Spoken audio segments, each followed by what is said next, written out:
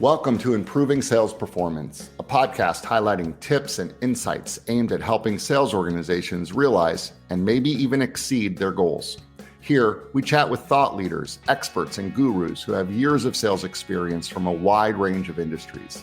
I'm your host, Matt Sunshine, CEO at the Center for Sales Strategy, a sales performance consulting company.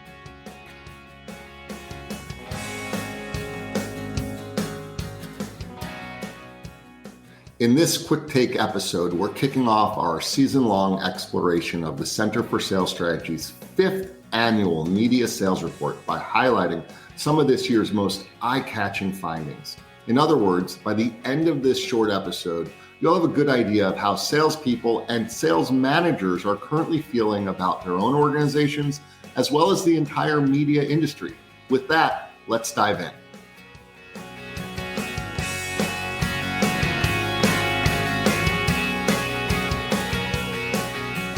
So I'm excited for this sort of framework of a podcast to just kind of share my thoughts on what I saw in the media sales report this year. This is the 5th year doing the media sales report, and having had the opportunity to really study all the years, I have some perspective and I have maybe some additional insight that I can share. So what I did is I pulled out some things I wanted to reference. So the first thing that I want to share with everybody is achieving organizational goals. Achieving organizational goals is 81% harder than last year, according to the sales managers. So media sales managers answered the question. 81% said achieving organizational goals is harder than last year. And I think that says something, right? I mean, I think that we all kind of know that, but when 4 out of 5 sales managers say, "Oh yeah, it is harder," what it says is not very many people are looking at 2024 and saying, "You know what? This is going to be an easy year for us. We have tailwinds behind us, and this is going to be easy." Doesn't mean that the goals are not achievable. It just means that our work is cut out for us, and I think that's good. I think a good, healthy dose of understanding what's ahead and what you're going to have to do to be successful is super important. So knowing that the year ahead is going to be more achieving organization, it's going to be harder than last year. Let's dig in a little bit deeper. 90% of salespeople and 74% of sales managers want some sort of a hybrid work schedule. This is going to become a bigger and bigger topic. I know that the CSS consultants are talking to their clients regularly, weekly about this. There's a little bit of a chasm, right?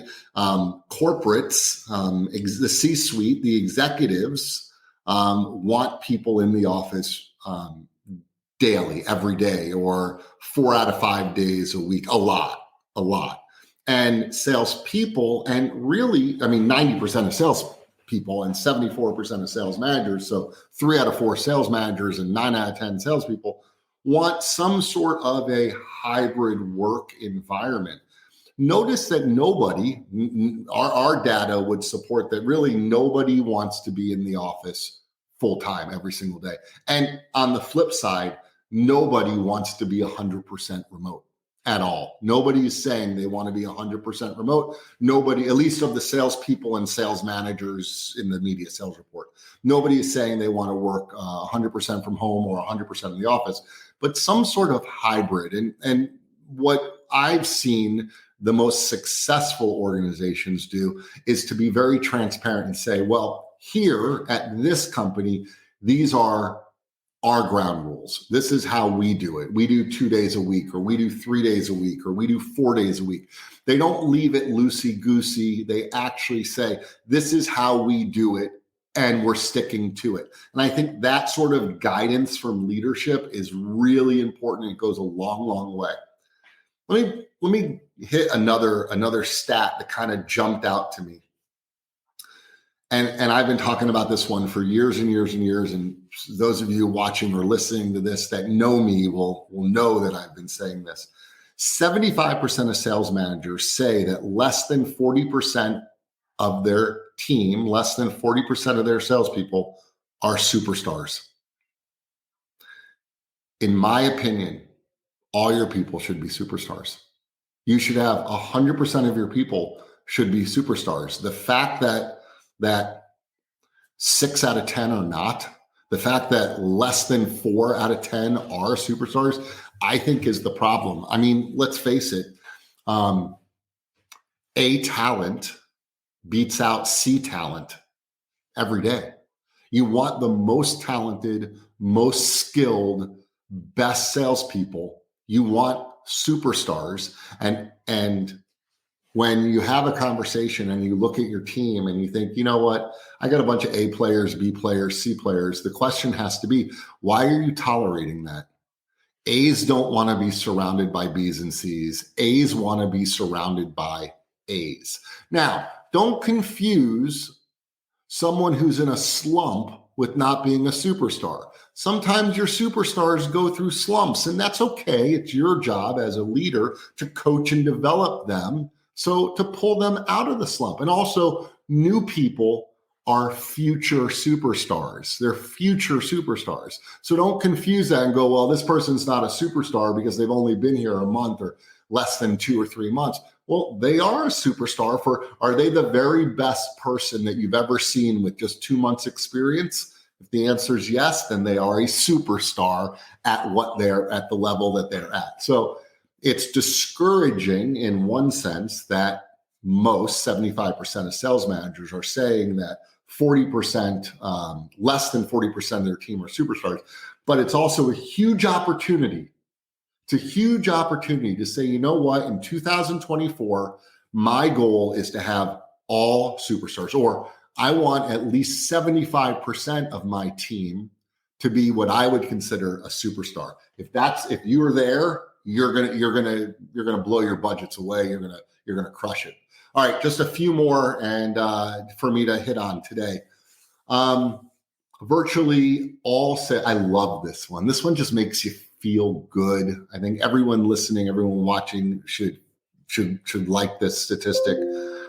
Virtually all salespeople, 93%, better than 9 out of 10, feel supported by their manager. That's awesome. I love that. Love that, love that, love that. Because as a sales leader, it is our job to grow and develop and to support the people that we work with. So great job, sales leaders. 93% feel supported by their manager.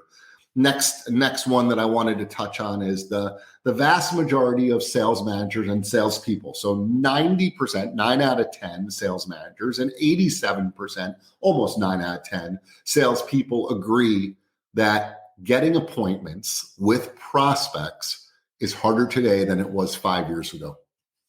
And boy, it was never easy. 5 years ago, it was not easy, but today it is harder. And that's a trend that we have seen year after year after year, getting harder and harder and harder. It is truly, I believe, one of the hardest things that salespeople have to do. To that end, having sales enablement tools, having lead generation resources, having marketing to assist sales is something that I think is critical. Full disclosure, we have an inbound marketing agency, Lead G2, that helps companies, helps media companies to drive revenue through lead generation and sales enablement. I think that every media company ought to be investing time and money and resources into having a world-class lead generation and sales enablement a resource for their teams, and the data would support it. When 90% of sales managers and 87% of salespeople say getting appointments is harder and harder and harder. And then last one, less than half of salespeople, 44%, are given feedback around their sales talents on a regular basis. And that's an opportunity, I think. One thing that we know is people love to hear feedback on what they're good at. right? And all salespeople are good at something, but not all salespeople are good at the same thing.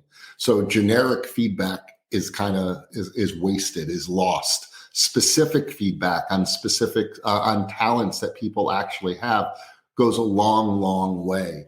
And so to the extent that your salespeople are feeling supported by their manager, that's awesome. I would say there's an opportunity there for sales leaders to lean in a little bit more and really provide feedback on sales talent. And if you're working with a company like the Center for Sales Strategy, we have talent analysts that will get on a call with your salespeople, or capable get on a call with a sales leader or a salesperson and provide that information so feedback can be given. If you're not working with the Center for Sales Strategy, hopefully you're using some sort of talent assessment or talent instrument that allows you the opportunity to provide feedback to the people that you are responsible for growing and developing, because I will tell you that goes a long, long way. So those are some of my highlights. There's some of the things I pulled out of the media sales report. I would love it if you took some time and reviewed the media sales report and maybe share with me some of your key observations. I'd love to hear what you're thinking and some of your analysis. I'll leave it there. Thanks, everyone. This has been Improving Sales Performance. Thanks for listening. If you like what you heard, join us every week by clicking the subscribe button. For more on the topics covered in the show, visit our website, thecenterforsalesstrategy.com. There you can find helpful resources and content aimed at improving your sales performance.